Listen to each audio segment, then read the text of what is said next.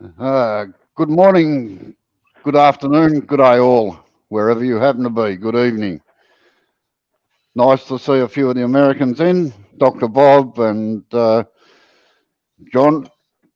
And yeah, you've got to watch out for the drop bear season's just about finishing at the moment anyway, so we're pretty right. But you still don't antagonise them. As usual, we have our two reprobates in the back here, Sid and Jay. And good morning, Neil. Neil. You're out of bed early.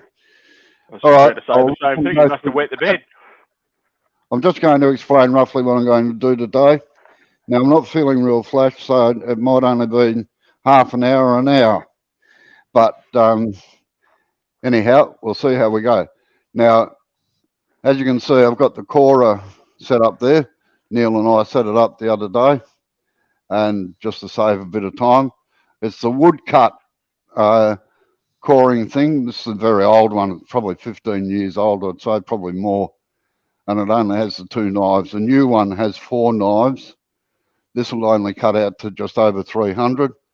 The new ones I've been told will cut 450. So that's pretty cool, I think. So while they're doing the chat, I'll start doing that, okay?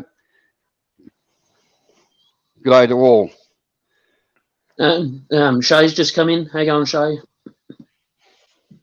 And Terry. So I'll start at the top where Dr. Bob got in first. Chris from Bailey Woodworks is in. Tommy, Mike from Mole Valley. Eric Winkler's in. Donald M, Philip Clemens. Some dodgy Sid's repurposing blokes there. Let's go. Axel. Michael Azzopardi is in. John McGee. And Ricky's Rocket. And Neil's dropped in. He must be travelling, or he must have wet the bed or something to get in this early. I'm not quite sure what's going on there. Terry from TJ Turning and Shay have dropped in. Welcome all. Throw any questions in with a couple of question marks in front, and Jay and I will try and get to them in a space where Robbo's not talking so he doesn't growl at us. No, I'll start talking in a minute.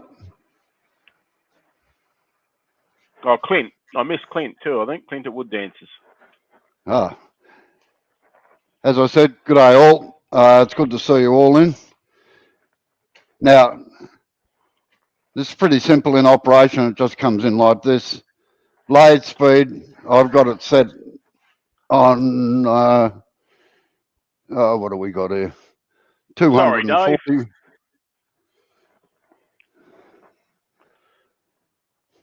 I think it's, what do we got here?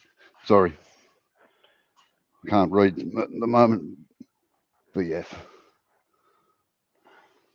Oh, it's doing 1120. Sounded a bit fast, I must admit. All right, we'll go CD. That'll be 300, 400 revs. I like playing with this. I feel like I'm a train driver or something when I'm playing with this. DC, yep, right. That's a bit better. So we'll just start feeding this in.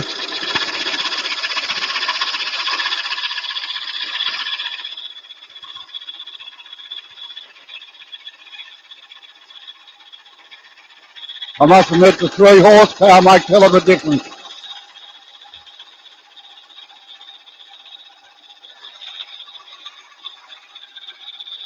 Neil's just commented, Robbo, that you need about 900. Yeah. It's cutting quite well there, so I'll just leave it at the moment.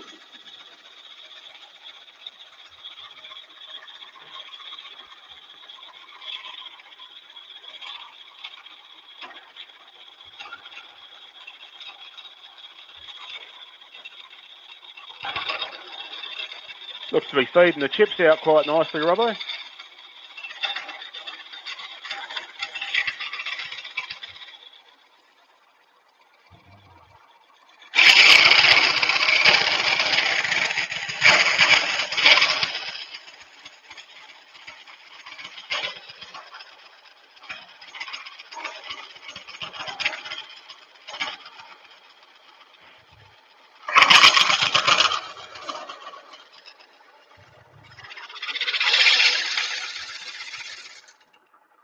So It's Michael's gotta just get put a rid of the question up, Robbo.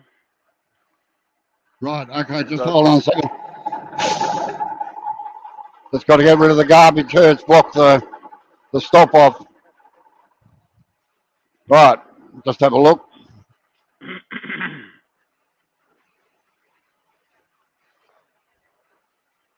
Yes, Michael, I will be. It's called lacquer.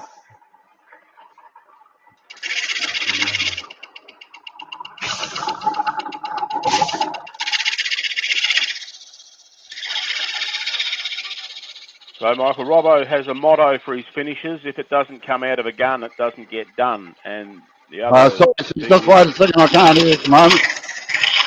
I was talking about you, Robbo, not to you.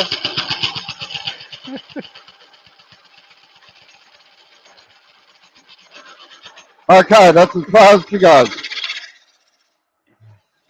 Now we've got Mike in. No, that's Rob. How you Now, going, Sid, Landy? what were you saying, Sid? Sorry. I was just passing on your philosophy about if it doesn't come out of a gun, it doesn't get done. That's it. Yep. And also all finishes, when they're fully set, are food safe. It's only if you cut into them that they're not. That's right. G'day, Mike, Tommy, Landy. Hello. Oh, no. Right. Yes, happy Easter to all. Now, of all the coring systems I've seen, this is probably the easiest one that I know of to set up. It's just a matter of you get a little template thing like that for either the big or the small blade that gets glued onto a piece of plywood or whatever. If you're doing it all the time, I'd suggest actually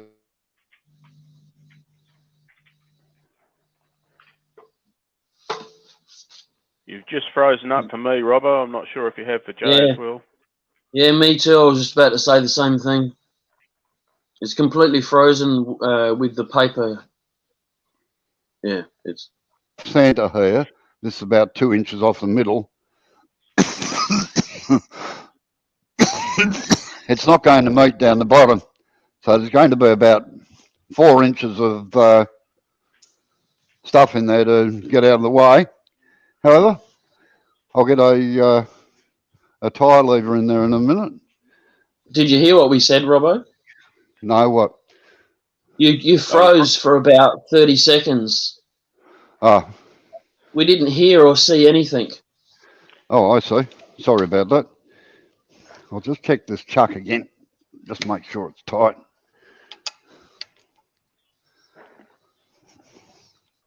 Greg Alexander's in. Okay. Hello, Greg.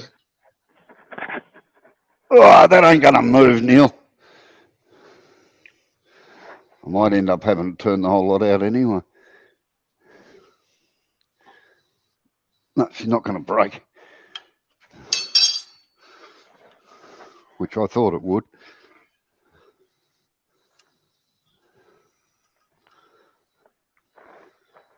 Right. Any suggestions from the gallery? We got, well, I'm sure there's a suggestion about to come forward because Benjamin's just come in. Oh, yes, we'll get heaps. It's Walnut, Ben. Wait on. I can hear it cracking. Just have to do it like a tire and work it all the way around. Yeah. Yeah, we can hear it from here. Yeah, it's not How you going going, Ben? Well, you said you had to clean out the stopper a little bit, so if you just go a little bit further in with the corer. No, I can't. That's the problem. It's right down now, Joe. It's sitting on the actual stop. Right. So Terry's Yeah, just Neil asked, said- can you turn a smaller core first? Can you take a smaller core out of the middle of that bowl?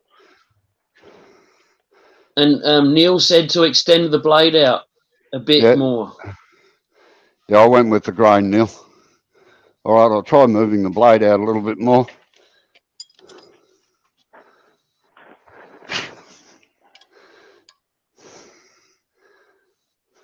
How you feeling?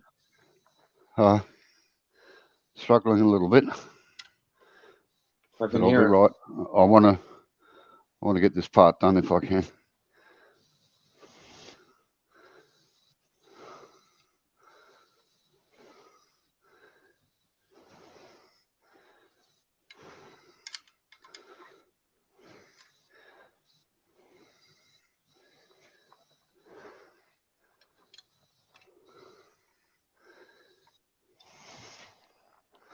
All right, let's give that a whirl and see what happens.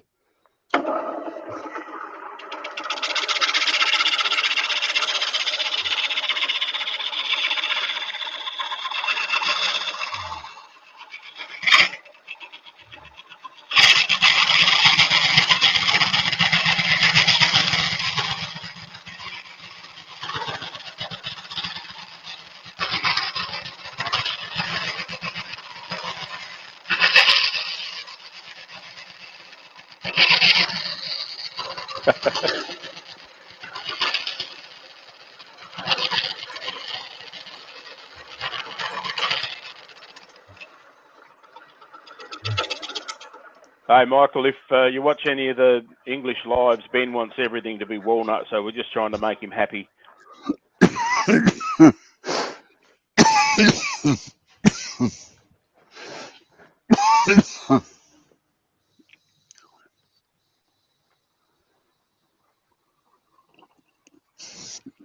Yes, Terry, I could have turned a smaller one first, but all right. Let's see how we go this time. And Neil said to do it where the end grain is. Yeah, well, that's where I am. Yeah, she's coming now. Snappo.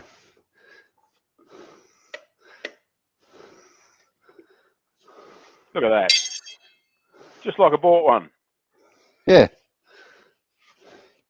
Now, if only we could get the tenon formed on the back of it here at the same time, it would be bloody fantastic. But I'm not sure if you can see it, but you can see by extending the blade out a little bit, it's actually starting to cut back in again. Instead of being Yeah. a nice curve, it's starting to cut back in again. Yeah. So there is a price to pay for doing things like that. All right. I'll just strip this down now, so talk amongst yourselves. So what was the wood again, Robbo? My memory's going. I'm getting Japanese older. cedar. It's Japanese cedar. Cedar. Hoya! Yep. Hoya, you know. Karate. Japanese walnut, Ben.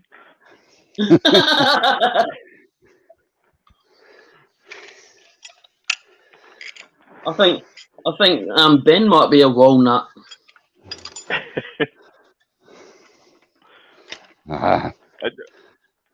Ben's got an undeserved bad reputation. He's a lovely bloke, I'm sure. Right. No comment. Put this out of the way. Has huge entertainment value every time he comes into a live. And we got the Scott in Ireland has just come in. G'day, Brian. G'day, Brian. How you going, Brian? Eric just asked, he missed it at the start. Robbo, what's the brand name of the coring system? He didn't hear it. Yeah, it's a wood cut. It's the New Zealand one. Wait on, I'll just hold it up to the camera so you can actually see it.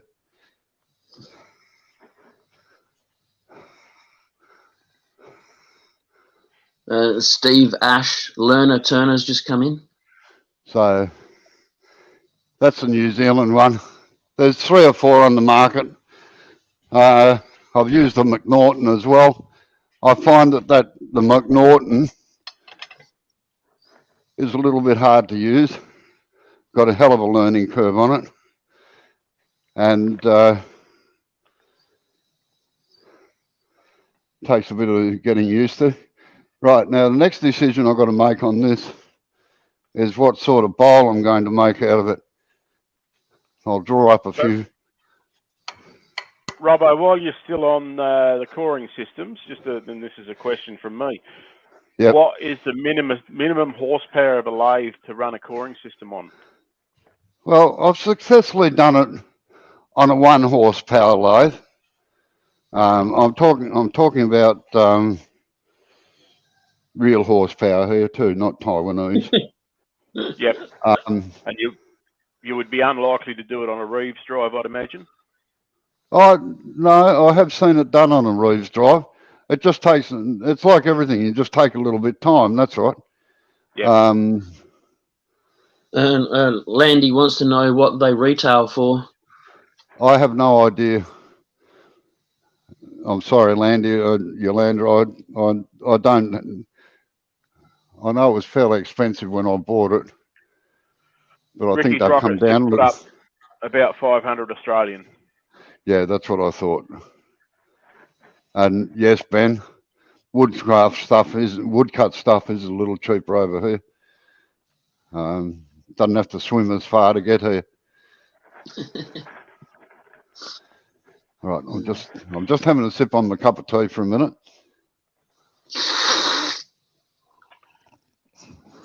The elixir of life. Yeah, it all goes well with a cup of tea. You got it away from your wood chips this time, Robbo? Sorry? Have you got it away from your wood chips this time? Yes, I have. Just for information for everyone, we got off the end of the live last week and Robbo was terribly distressed because he'd managed to fill his cup of tea up with wood chips.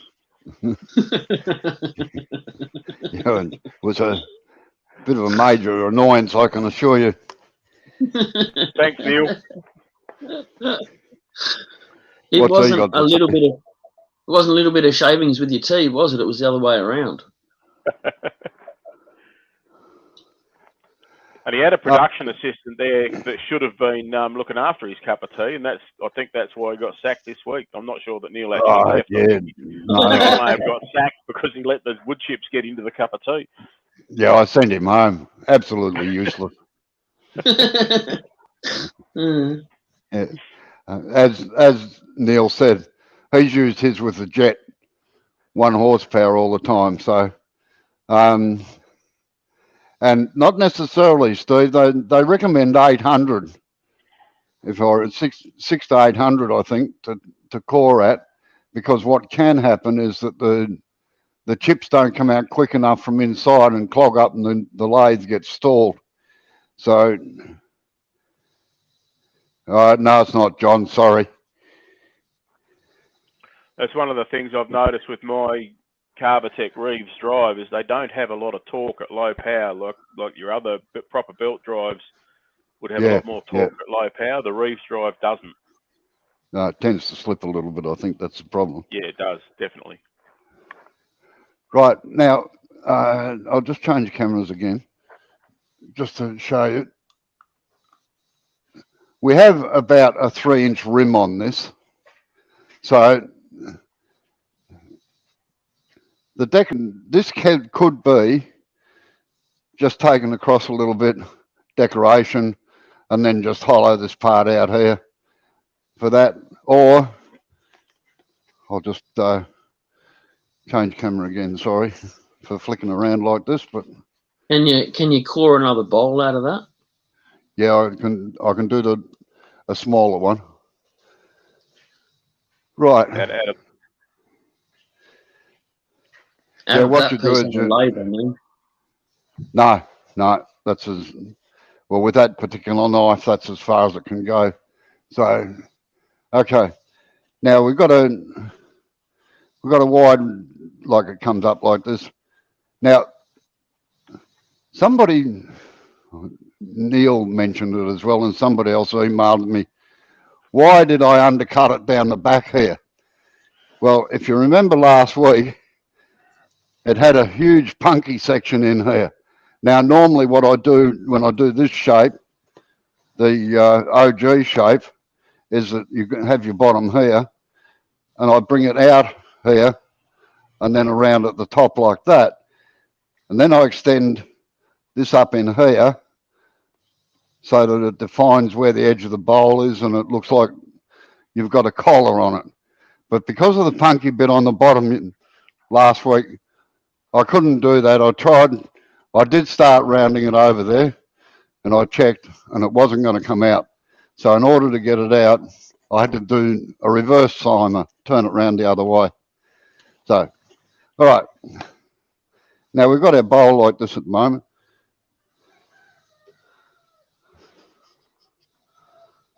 It's got a fairly wide rim on it, fairly shallow there. Now I could just leave the rim this wide here, perhaps turn it in a little bit down there, leave a raised section there, and decorate this part here, but I'm not much into decorating. Or I could just cut it straight down so that the edge just comes straight down in there like that. Or I could undercut it in here like so. So always on bowls, I always like to define where the actual bowl is. So I tend to leave a little sort of a groove or something there. It's just one of my little design quirks. Or if it's really wide, I tend to put a couple of little scratch lines across it. Even going so far sometimes as to burn it, to burn that the lines in with a piece of Laminex. So what would you like to see happen with it, gentlemen and ladies? I'll just mention a couple of things in the chat. Steve Hood has come in. How you going? G'day, Steve. G'day, Steve. Someone, Dave asked, can you get a carbide cutter through it? The carbide cutter. Wait on, I'll read the question. I'll see. Can I get a carbide cutter to it? To what? Into the coring system, I assume.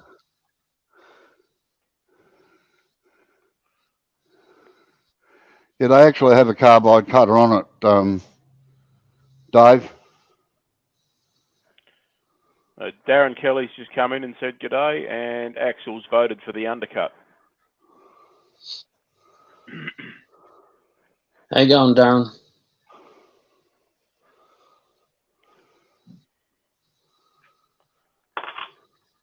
Eric likes the wide rim with a little dish shape.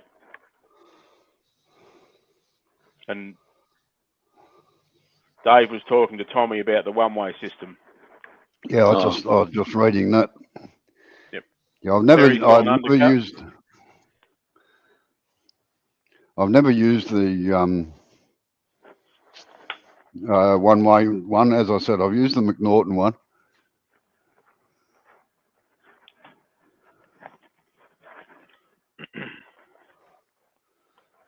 Okay.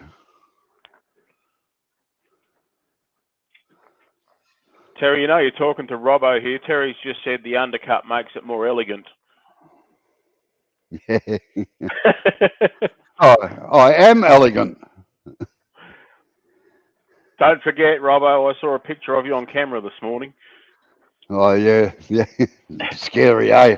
Shay's just said you're the artist anyway will be amazing. And Neil's just put a comment up too. The carbide cutter is too brittle for coring.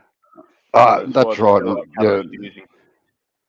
Yeah, sorry, it's not a carbide cutter, it's stellite, so which is slightly more forgiving than carbide in that application.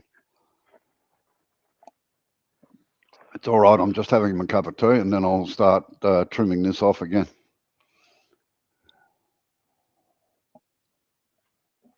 So Tommy's just commented he uses the wood cut and one way on an old Axminster 1.5 horsepower, but can still stall it. And if he's not careful, the McNaughton needs more power again. Yeah. Well, I can stall this too, but I'll make sure I'm hanging on if I ever do, because it just chuck you over the back of the lathe. So, and I'm a big sook. I don't like getting hurt. Okay, I'll start trimming off the face of this.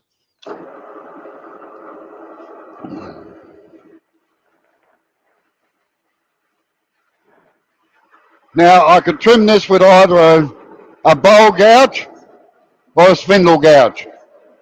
For the simple reason that a spindle gouge is not hanging 3 inches off it, it's still a nice thinger, and I always find that a spindle gouge actually gives a better cut than what a bowl gouge does. Now I know that'll raise some ire, but You often see Richard Raffin using the spindle gouge on the little bowls and stuff.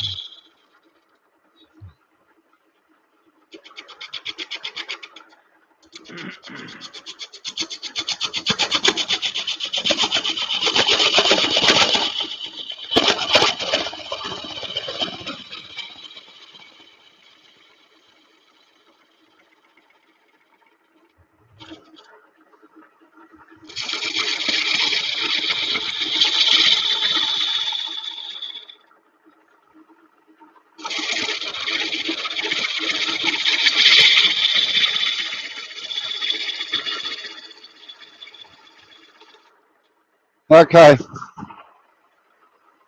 Now I'll just define the edge a little bit of the bowl. Put it about there, I think. Curve in this a little bit just so it feels good on the hands. Yeah, Robbo, can we switch cameras to the one that you had originally? Wait on, I can't hear you, Sid. The other camera view. Which one am I on? You're on the overhead.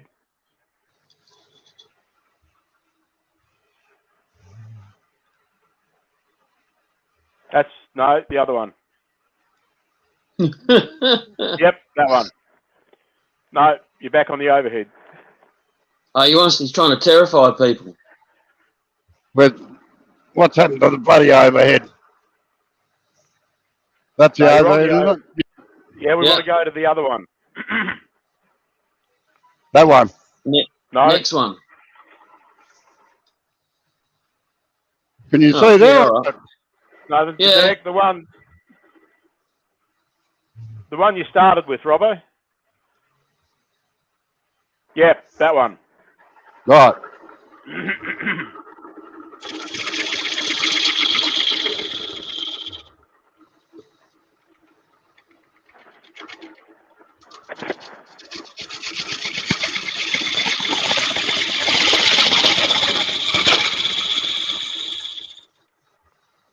Right, we've got a little curve in around the outside here now.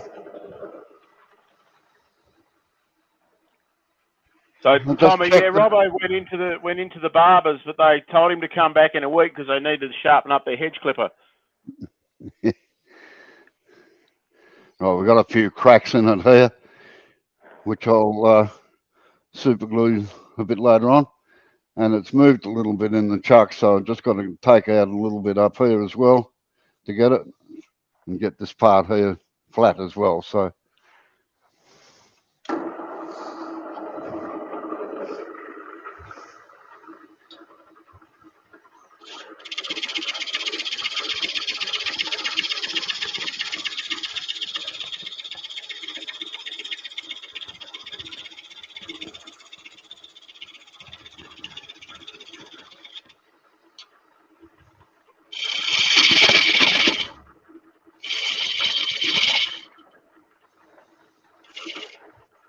better.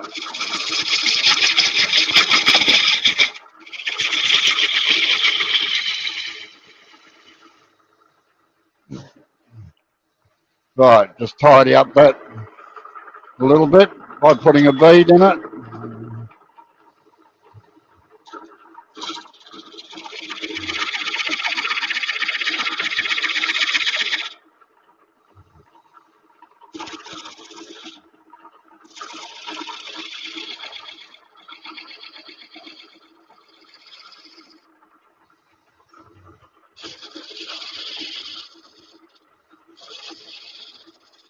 Lovely, tell your mama. Get rid of a bit of waste out of here. Right, now I'll go into the bowl gouges. So we've got 31 in watching, Robbo. Ah, very good. Neil's just said, question, what happened to your new headgear, which Robbo was explaining to us. Wait on, I'll...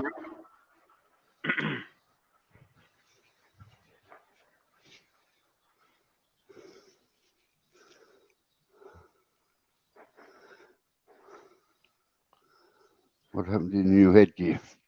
Oh, yeah, right here. For the benefit of those on the chat that haven't seen anything else or anything else that I've said about my health at the moment, I've excuse me a second.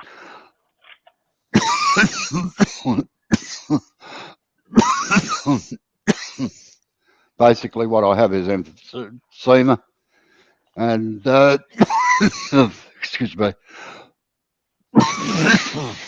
and my heart is fibrillating and murmuring and fluttering and everything else, and it's allowing fluid to build up in the lungs.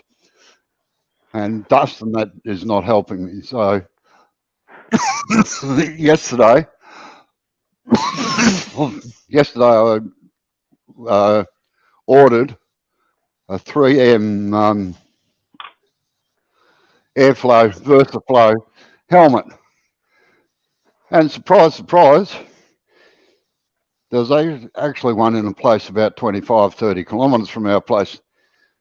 My wife went up and got it, and it is just the battery pack, the hose, the charger, the filters, and no bloody helmet. You've got to buy the helmet separate. So it's another $800, and they didn't have the helmet in stock. It has to come down from Sydney, which is 1,200 kilometres away. So it won't be here until next week. So, which is a bit of a letdown. Anyway, so that's the story. That's the story on that. Yappy's just dropped in, Robbo. Yeah, good day, Yappy. So I just got to. How you going? How you going, Yappy? And Gav's just come in too. How you going, Gav? Hi, Gav. And Eric made a statement more than a question. He said, "This is exciting. I can do a 9.5-inch bowl on my mini lathe. This must be so much fun." And the Wood Jedi has just dropped in. Robbo's frozen. No, I'm not. Oh, my YouTube is. It must be me that's frozen then.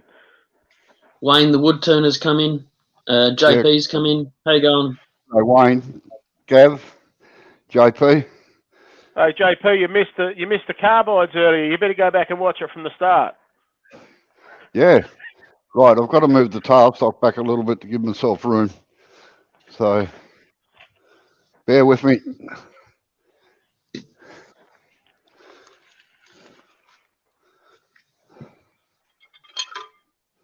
Is it you, UK gentlemen must be up way past your bedtime.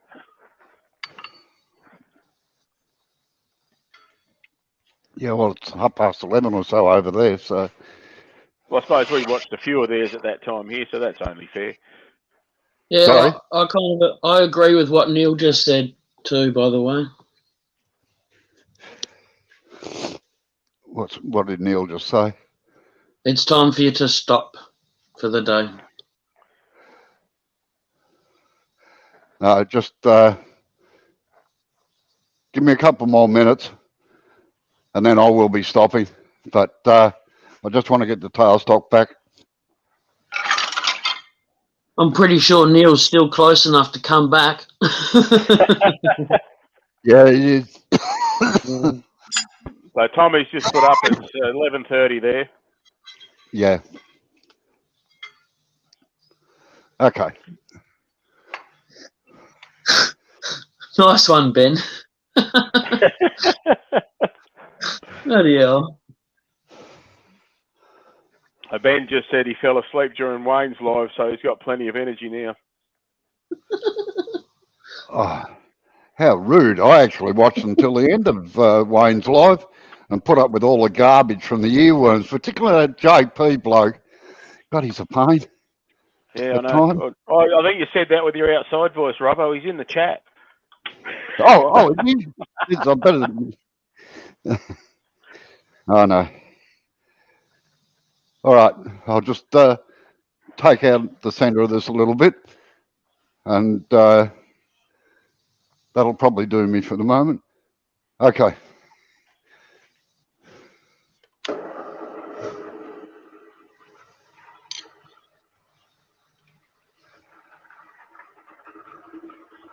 You banned him from the next live wave, Wayne.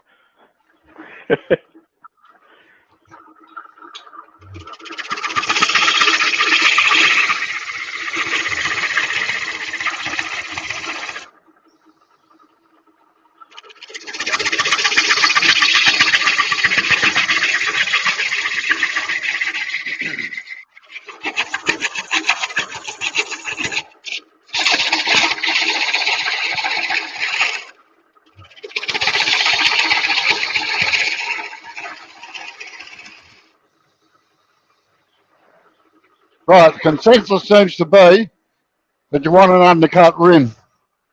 So, Well, that was the only votes we had in, Robbo. So, yep. yeah, Radar's just dropped in. G'day, Radar. How you going? How you going, Anthony?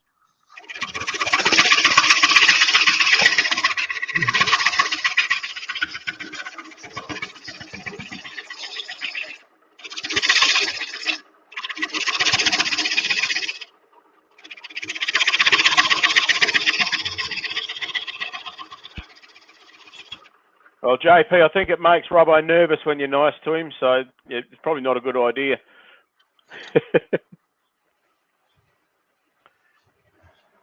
Steve C's just dropped in.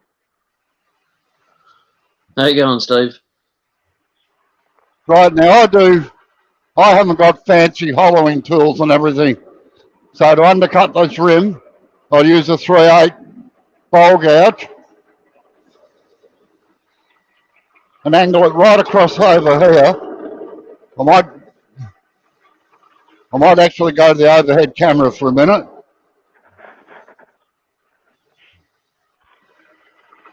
So it's angled right over here and cutting down in behind here.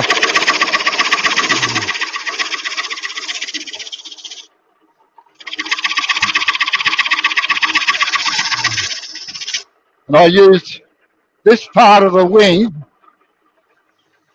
here to do the cutting.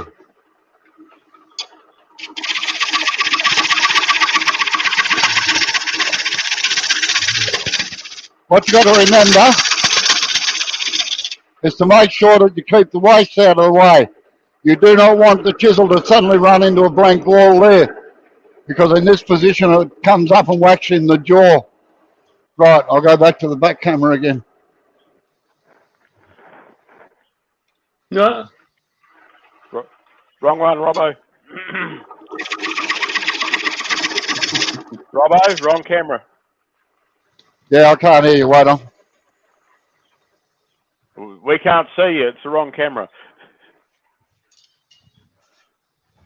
Oh, sorry. Well, we could see Right. you. We couldn't see the bowl. Yeah. So I'm starting to undercut under here now. Just by coming in like so. It would be easier for you English gentlemen, if you've got a hoe follower or something like that, it can get up under there. But as I said, I don't have a great deal of hollowing tools around. I've only ever made one hollow vessel, and I consider that an exercise in futility. But I don't have that sort of market, so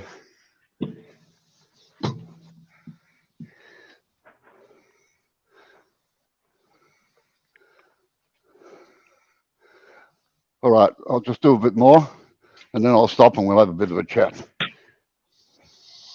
I can sit down then.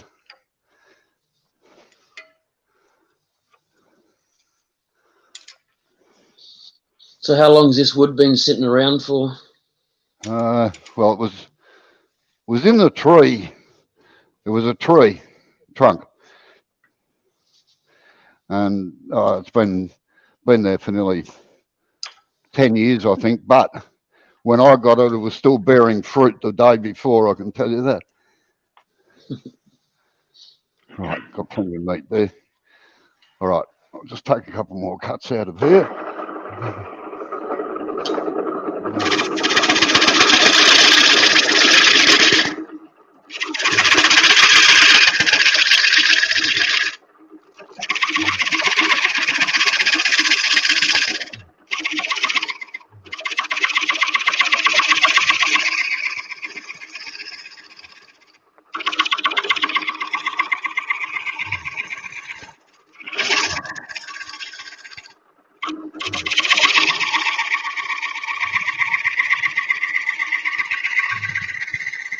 So for some of the learner wood turners, Yeah, I can't hear you. Just wait on.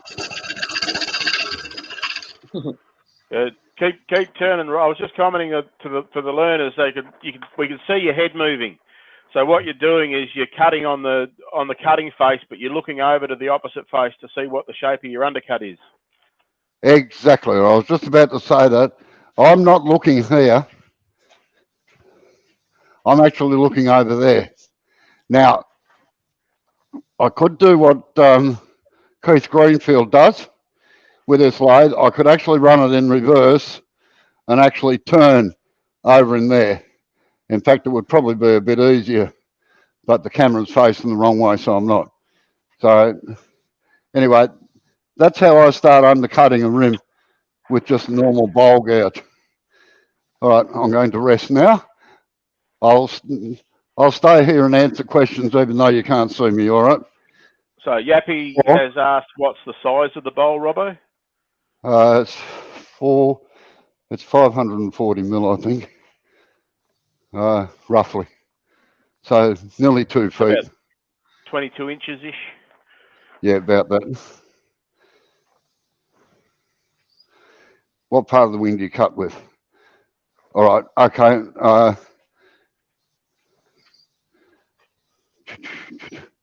I'll actually get one of the bigger chisels.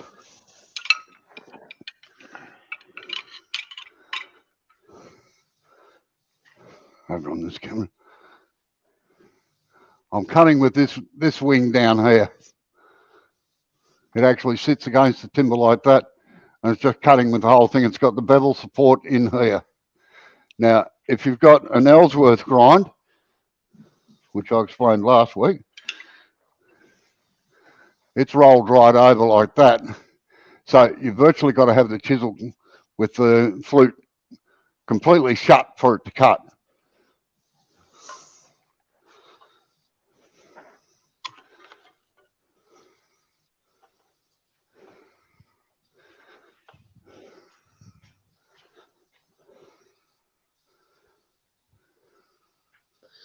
I can see a seat back there behind the bowl. You should have your butt on it. That's all right. I can stand up okay. All right.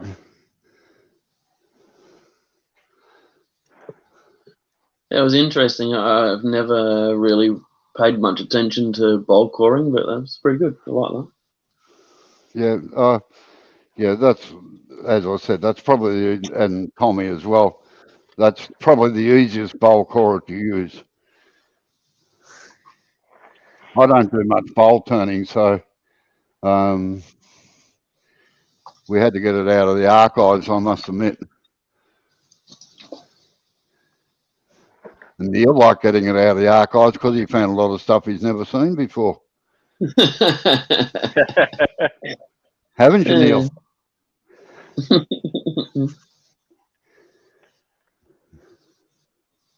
So that bowl, Robbo, probably would have been another half an inch deeper if it hadn't been for the dodgy chainsaw work that you had to take off the face. Oh, yeah, it would have been. Probably an inch, actually.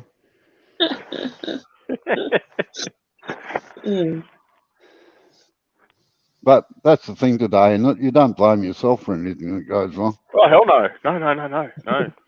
It's even easier when they're not there.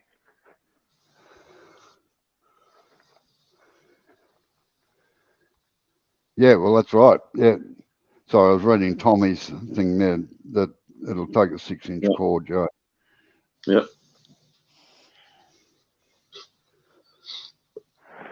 Yeah, I've always wanted to try one, but yeah, you get that. Yeah. Yeah, I do the same thing, Tommy, just because I can sometimes. Can you bend your own tools so you can go in a bit deeper?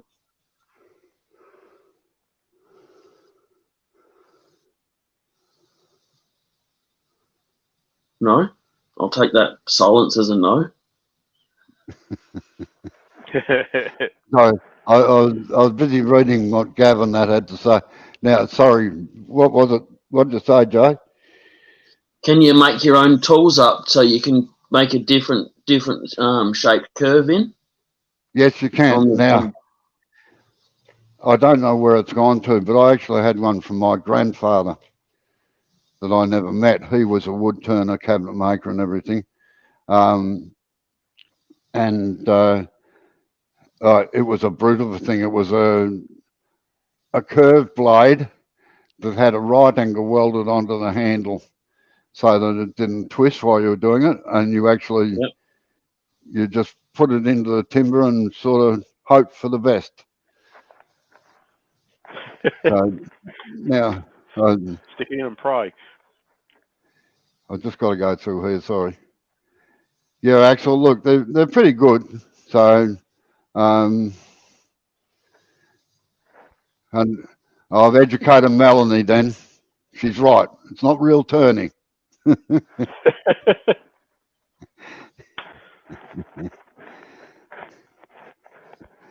So, my pleasure, Eric.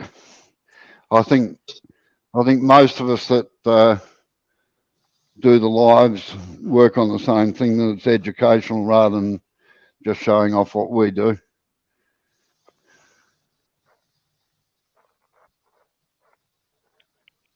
And he does.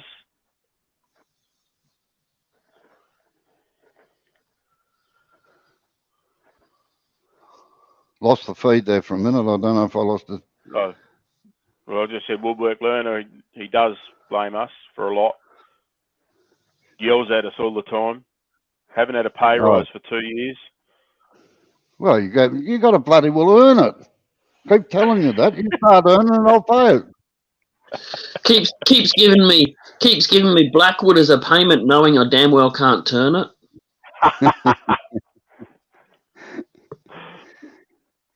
Yeah, Clint, how big a bowl can you? Well, Neil can answer this better than I can, but unfortunately you'll have to type it in. But I believe like this one's only the 300 mil and the 160, 180 mil cutters. But I believe now that they've got one out that you can cut 450 mil. So Ben wants your wheelbarrow. Yeah, I was just going to say, Ben, it is a good looking wheelbarrow. Is the tyre still up, Robbo? Yes. Yep. That's good. Good job pumping that up when we were there then. Yeah. Oh, well. So it wasn't a waste of my air then? Sorry? Pumping up the tyre wasn't a waste of my air then? No. Definitely not. No, it's still in there. Yeah.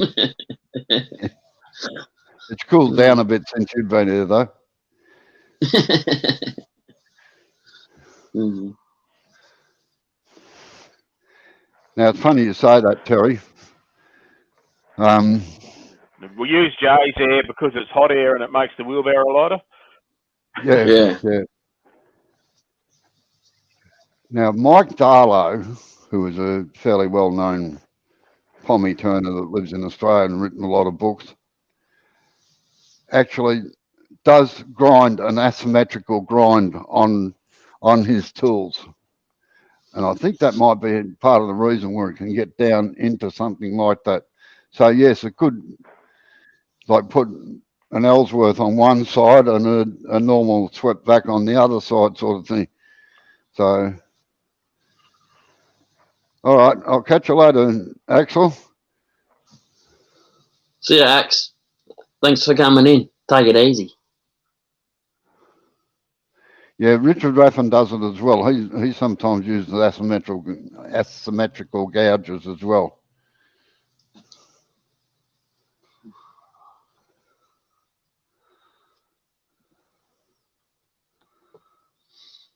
How you going there, Robbo? All right. Yeah. This one will be continued next week. So I'll stay here for a while longer yet if people want to ask me questions and things. All right, Eric. I noticed you angled your bowl gouge upward when you started your cut. Why is that? Well, I'm an old turner, and I was taught by an older turner than me. And we work on the 345s, 45, sorry, Sid. That's all right. My net dropped out. 45 degree angle on the bevel. And when we're going to use the thing, wait on, I'll just put me up on full screen again.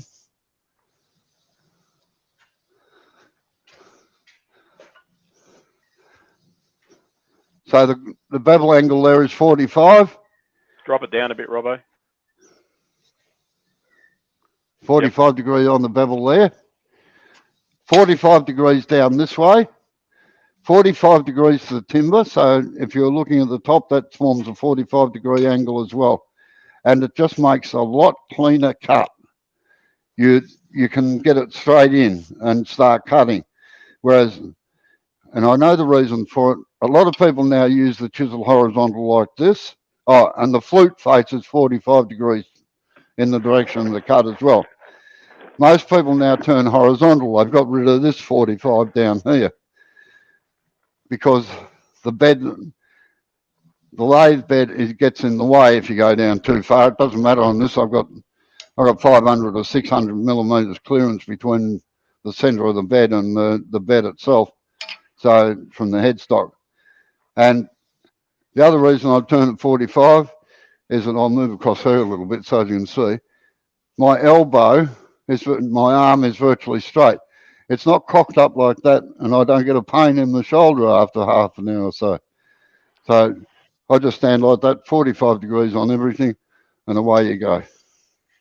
And you get a much cleaner cut than having a horizontal like this.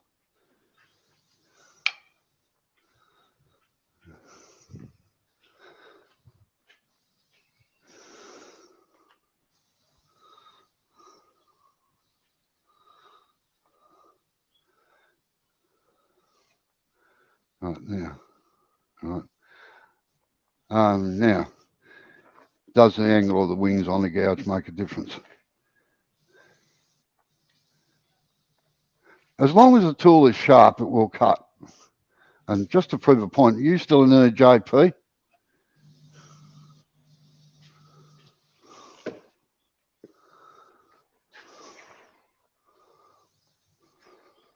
Oh, I can't find it at the moment.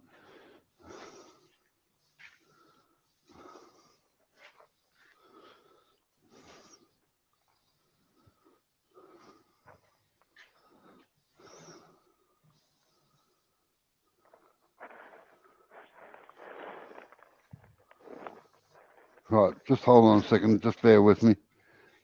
Just got to find something. No, Dave. Just drop there. Sorry. Go, Sid. Yeah, David Nickel from Kentucky's just dropped in. How you going, David?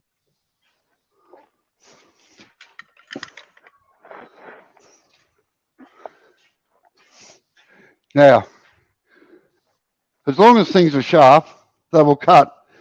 I said to JP the other day that you can use a bloody pointed nail to make something, and that's the equivalent of the carbide tools, in my opinion. So just to prove a point.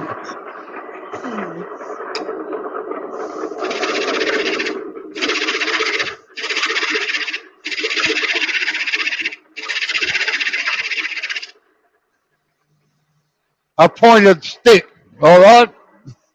I got one of them. Works great.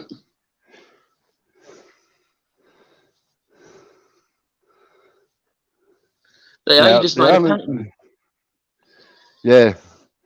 The only thing is that with your angles and everything, you've just got to adjust. Now, I personally like, on my bevels, I like it even all the way around. Neil's leaving. Sorry, who? Neil's leaving. Billy's getting impatient. All right, see you later, Neil. The boss has See to you, go. So I like my bevels even all the way around, so there's no surprises when I move the tool around from here to here. Like if you get too long a bevel, oh no, that one's the same. I haven't really got any where they're odd shapes, but as long as the bevel is even all the way around, it pretty well, it just saves a lot of surprises in my opinion, that's all. So Eric's got a question there for you, Robbo. Yeah.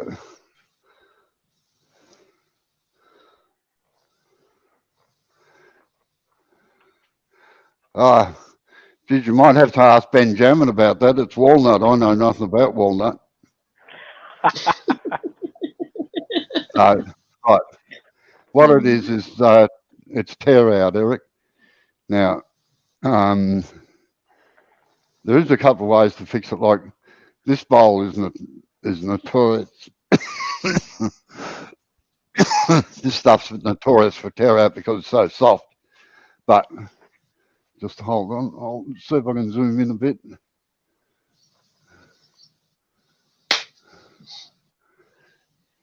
Like particularly where I put that pointed stick, it's really torn out there. Now, the only way to fix that is a negative rake scraper, which I haven't got here, or you can use geez, mind gone blank. A shear, they call it a shear scrape, but it's actually a cut.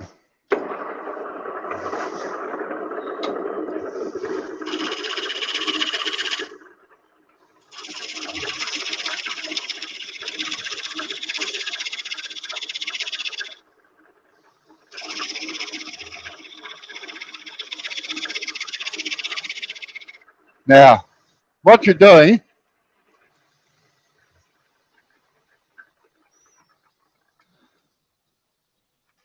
as you can see, starting to smooth out. Now, it is no good just holding the chisel horizontal like this. You've got to get the handle down, at least at 45. Now, 45 degrees to the timber as well, less than 90 degrees, and you're cutting just along this wing here No. on the Go to your left a on bit, the, yep. yeah, on the lower wing. So right down like that. Now the flute, there should only be enough gap. In Australia, it's a 5-cent coin, but I'd imagine in England it's probably your sixpence or whatever it is between the timber and the top wing, and that will give you a nice slicing cut. If you hold the chisel horizontal and do it, you're just scraping it. You're not cutting it because you've got to get this angle down here like that so that it's slicing through. If you can set it up flat, as you can see, it's just scraping on this bottom wing. And that's a proper shear cut. I actually prefer a spindle gouge for doing that because the spindle gouge, you can hold horizontal, keep it at less than 90 degrees to the timber. You're cutting just off the tip here, just off that tip there, and it's because it's a spindle gouge, it already sets up the 45-degree angle. So it just slices it off and you can see what you're doing.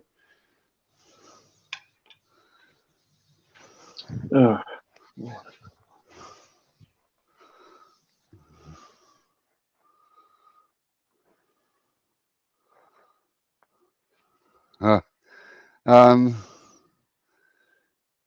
yeah, it will be. It'll definitely be the end grain, but you just got to take lighter cuts, Eric. Right now, Landy. Well, that last little one, I was using a 3/8, what's called a 3/8 bowl gouge. But on the outside, the one last week, I was using a 3/4 inch one, which is pretty big.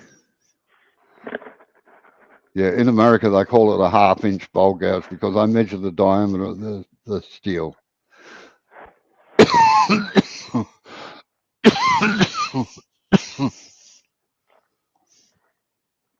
So you've got in America you've got the two standard ones are a 3/8, a half-inch bolt gouge, and a 5/8. Yeah, I've turned with shovels, axes, tomahawks, sharpened spoons. As I said, if it's got an edge, you can use it, but that's showing off.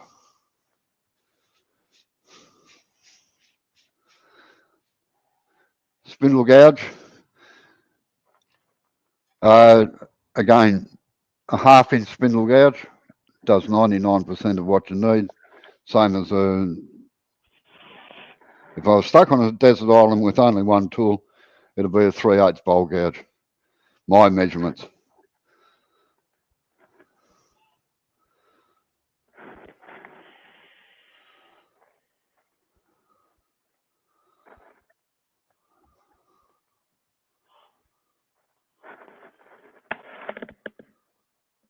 Anyway, you can always call down here, Landy, and you can show me what you've got, and I'll show you mine. Hang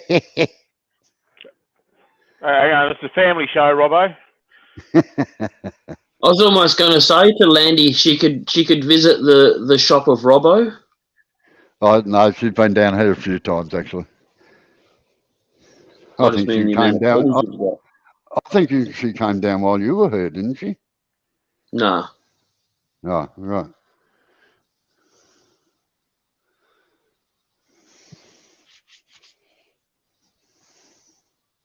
Well, the menagerie of tools that you've got. Well, I thought it was impressive when we had the cupboard and we opened the door and the cupboard fell over and leaned on the door because the door was full of tools and too heavy. I'd actually forgotten that I hadn't anchored that shelf to the wall, and all the stuff being cleaned out of it, of course. Yeah, it won't hold up anymore.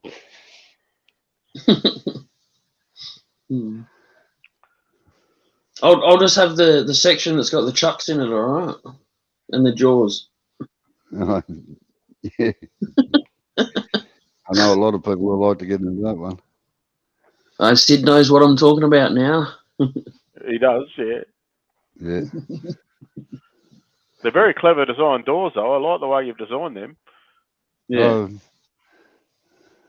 I don't know where I got that idea from, but it's definitely not new. Lots of storage, though. Yeah, I've actually seen them made like about 5 or 6 deep, like that. Okay. Where they fold out alternately, you know. Yep. Like a concertina. Yeah. All right, I've been on for an hour, or just over an hour. Thank you, everybody, for attending. And same time next week, Robbo? Yeah, same time, same channel, I hope, next week. And then I can finish hollowing or taking out all the centre of this and well, Landy's just said she can't sharpen hers with a jig anymore. She's not talented enough to freehand it. So if there's enough space and you can flatten the top off on it a little bit so that your jig can hold it, you can fix it so you can still do it in the jig. Hey, Landy, if you've got some spare time, can you go over and stop Robbo from sanding, please? Yeah, I won't be sanding it. So I'll have to find some other poor soul to do that. I'll do it when I get there. Yeah. Hopefully it's finished before then. All right. As I said, thank you for coming along, and particularly to the English people there, because I know it's getting very, very late there. Now you know how we feel in Australia watching some of you lot half asleep. But it is worth it. Landy said that she can come over and sand it when I'm ready, so excellent. It'll be good. Awesome. Just to fill people in. Landy only lives 16 kilometres up the road from me. Yeah. Yeah. All right. He's not allowed to do any sanding, Landy, all right? Smack his hand if he tries to do any.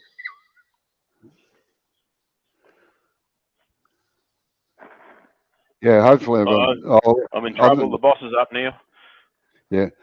Steve, I've actually had the 3M version when when it was the Rakel version, not the 3M, before they got taken over, and it absolutely fantastic. So I know they work well, as long as you keep the batteries up to them. Michael, see you next week, Rob. I will send it for you. All right. Oh well, the two of you can come down and do it. Offers coming everywhere. Yeah. Mm. Jeez, if I'd known I that bet. years ago, I wouldn't have. I'd have put the call out a lot earlier because man, I hate sanding. We've got the musical interlude here now. The Minister for War and Finance is here playing her piano. Oh right. Okay. All right. See you later, and everybody take it easy. Stay healthy. All right. See you, everybody. Night night. Thanks for coming in. Yeah, take it easy. Have a good day, night, wherever you are, whatever you're doing.